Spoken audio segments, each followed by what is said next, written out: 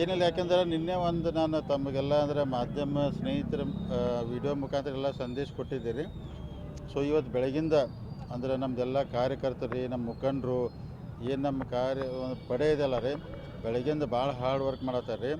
So ನಾನು ನಿನ್ನೆ ಅಂದಿನಲ್ಲ ರೀ, ದೇವರ ಆಶೀರ್ವಾದದಿಂದ, ಜನರ ಆಶೀರ್ವಾದದಿಂದ, ಹುಕ್ಕೇರಿ ತಾಲೂಕಿನ ಜನತೆ ಆಶೀರ್ವಾದದಿಂದ ನಮ್ಮ ಪ್ಯಾನೆಲ್ ಖಂಡಿತ ದಿವಂಗತ ಅಪ್ಪನಗೌಡ ಪಾಟೀಲ್ ಅವ್ರ ಪ್ಯಾನೆಲ್ ಗೆಲ್ತೈತೆ ಅಂತ ಹೇಳಿದೆ.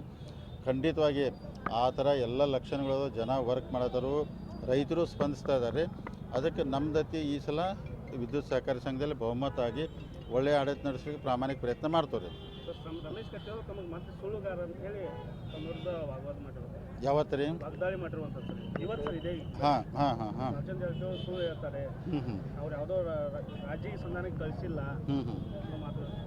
ಈಗ ರಾಜಕೀಯ ಸಂಧಾನ ಕಳಿಸಿಲ್ಲ ಅಂದ್ರೆ ರೀ, ಮತ್ತು ತಾವು ಮಾದೇಶ್ ಗೌರ್ಮೆಂಟ್ ಅವ್ರು ತಾವಾಗ ಕೇಳ್ಬೋದು ರೀ, ಅಥವಾ ನಮ್ಮ ವರ್ಜಿಯವ್ರು ಅದಾರ ಅವ್ರು ಕೇಳ್ಬೋದು, ಅಥವಾ ಕರೇನವ್ರ ಹತ್ರ ನಮ್ಮ ಯೂನಿಯನ್ ಅಧ್ಯಕ್ಷ ಅದಾರ ಅವ್ರನ್ನ ಕೇಳ್ಬೋದು.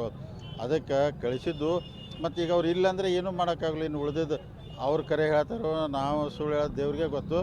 ಅದಕ್ಕೆ ನಾವು ಸುಳ್ಳೋದು ಅವ್ರು ಕರೆ ಅದಾರ ಅನ್ನೋದು ಈ ಹುಕ್ಕೇರಿ ತಾಲೂಕಿನ ಜನತೆ ಇವತ್ತು ಮತದಾನ ಮುಖಾಂತರ ಎಲ್ಲರಿಗೂ ನಿರ್ಣಯ ಕೊಡ್ತಾರೋ.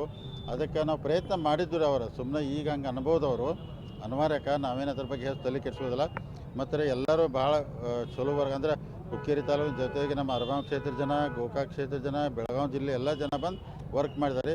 ದಿವಂಗತ ಅಪ್ಪನಗೌಡ ಪ್ಯಾನೆಲ್ ಹೆಚ್ಚಿನ ಪ್ರಮಾಣದಲ್ಲಿ ಸೀಟ್ ಗೆದ್ದು ಬಹುಮತ ನಾವು ಪಡಿತೀವಿ ಸಂಪೂರ್ಣ ಅಂತ ವಿಶ್ವಾಸ ಐತೆ ಸರ್. ಮುಂದೆ ಪ್ರಸಂಗ ಬಂದರೆ ನಿಮ್ಮ ಜೊತೆ ಹೊಂದಾಣಿಕೆ ಮಾಡ್ಕೋದ್ರ ಬಗ್ಗೆ ಯೋಚನೆ ಮಾಡ್ತೀನಿ ಅನ್ನೋ ಮಾತುಗಳನ್ನ ಹೇಳಿದಾರೆ ಸರ್ ರಮೇಶ್ ಕತ್ತಿ.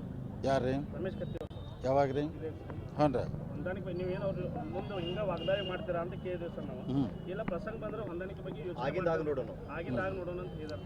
ಈಗ ನಾವತ್ತೆ ನಿನ್ನ ಹೇಳಿಲ್ಲ, ಯಾಕಂದ್ರೆ ನಾವು ಈ ಹುಕ್ಕೇರಿ ತಾಲೂಕಲ್ಲಿ ಈ ಜಗಳ ಬೇಡ, ಸಮಾಧಾನಲೆ ಶಾಂತಲೆ ಇರ್ಬೇಕಂತ ನಮ್ಮ ಆಸೆ ಐತ್ರಿ.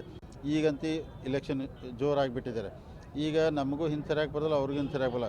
ಯಾಕಂದ್ರೆ ನಮ್ಮನ್ನು ಭಾಳ ಜನ ಬೆನ್ನು ಹತ್ತಿದ್ದಾರೆ. ಈಗ ರೀ ಅವ್ರನ್ನೆಲ್ಲ ರಕ್ಷಣೆ ಮಾಡೋ ಜವಾಬ್ದಾರಿ ರೀ. ಇಲೆಕ್ಷನ್ ಇವತ್ತು ಮುಗಿತೈತೆ ರೀ. ಅದಾದ ನಂತರನೂ ಭಾಳ ಜನ ಕಾರ್ಯಕರ್ತರು, ಮುಖಂಡರು, ರೈತರು ನಮ್ಮ ದುಡಿಯೋದವ್ರು ರಕ್ಷಣೆ ಮಾಡ್ಕೊಂಡು ಹೋಗುವಂಥ ಪ್ರಾಮಾಣಿಕ ಕೆಲಸ ಮಾಡ್ತಾರೆ.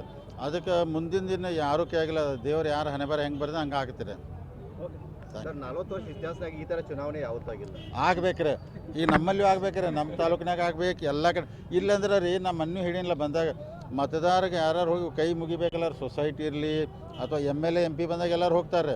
ಈ ಸಂಘ ಸಂಸ್ಥೆ ಚುನಾವಣೆ ಒಳಗೆ ಅಂದ್ರೆ ಮತದಾನ ಆಗ್ಬೇಕ್ರಿ, ಇಲೆಕ್ಷನ್ ಆಗ್ಬೇಕು. ನಾವು ಗೆದ್ದು ಬಂದವ್ರು 5 ವರ್ಷ ಸುಮ್ಮನೆ ಕೊಡ್ತಾರೆ, ಹೋಗಿ ಅವ್ರಿಗೆ ವಿನಂತಿ ಮಾಡ್ಕೋಬೇಕು, ಕೈ ಮುಗಿಬೇಕು, ಎಲ್ಲ ಮಾಡಬೇಕು. ಅದಕ್ಕೆ ಈ ಸಲ ಹುಕ್ಕೇರಿ ತಾಲೂಕೊಳಗೆ ಮುಖಂಡರಿಗೆ ಮತ್ತು ಎಲ್ಲ ಮತದಾರರಿಗೆ ಈ ಸಹಕಾರಿ ಚುನಾವಣೆ ಏನು ಅನ್ನೋದು ಈ ವಿದ್ಯುತ್ ಸಹಕಾರಿ ತೋರಿಸ್ಕೊಟ್ಟೈತಿ ರೀ. ಎಲ್ಲ ಚುನಾವಣೆ ಎಲ್ಲ ಕಡೆ ಹಿಂಗೆ ಆಗ್ಬೇಕು, ಸಮಾಧಾನ ಜಗಳ ಆಗಬಾರ್ದು. ಎಲ್ಲ ಕಡೆ ಆತಂದ್ರೆ ಮತದಾರರು ಹೋಗಿ ಭೇಟಿಯಾಗಿ ವಿನಂತಿ ಮಾಡ್ಕೊಳ್ಳೋಂಥ ಕೆಲಸಗಳಾಗಬೇಕು. ಇದು ಒಳ್ಳೆ ಬೆಳವಣಿಗೆ. ಹಿಂಗೆ ಸಮಾಧಾನ ಎಲ್ಲ ಕಡೆ ಎಲೆಕ್ಷನ್ ಆಗಲ್ಲ ರೀ. ಸರ್, ಈ ಚುನಾವಣೆ ಪರಿಣಾಮ DCC ಬ್ಯಾಂಕ್ ಮೇಲೆ ಆಗುವ ಚುನಾವಣೆ? DCC ಬ್ಯಾಂಕ್ನ ಇವತ್ತಲ್ಲಿ ಸರ್ಕಲ್ದಾಗ ನೀವು ತಿಳಿದೀನಿ ರೀ. ಅವ್ರು ಏನು ಬೇಕಾದ ತಲೆ ಕೆಳಗೆ ಹಾಕಿರು ಬಹುಮತ ನಂದರಿ. ನಾ 12 ಸೀಟ್ DCC ಬ್ಯಾಂಕ್ನಾಗ ಹುಕ್ಕೇರಿಗೆ. ಅದಕ್ಕೆ ನೀವು ಕಂಪೇರೆ ಮಾಡಬೇಡ್ರಿ. ಈಗ ನಾವು ಅಷ್ಟು 3-4 ಗ್ರೌಂಡ್ ವರ್ಕ್ ಮಾಡಿದಿಲ್ಲ ರೀ.